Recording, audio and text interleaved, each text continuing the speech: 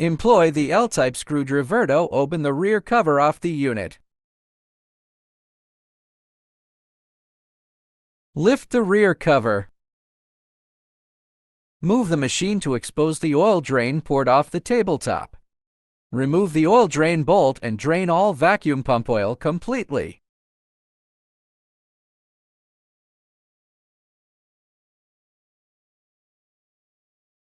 After draining all old vacuum pump oil, screw the bolt back into place.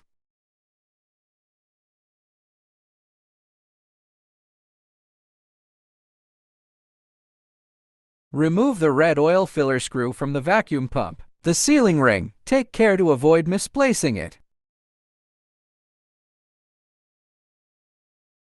Add vacuum oil to the vacuum pump through the funnel.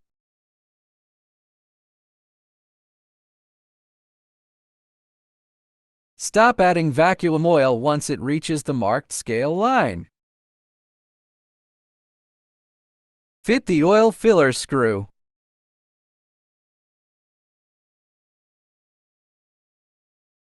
Tighten all cover screws.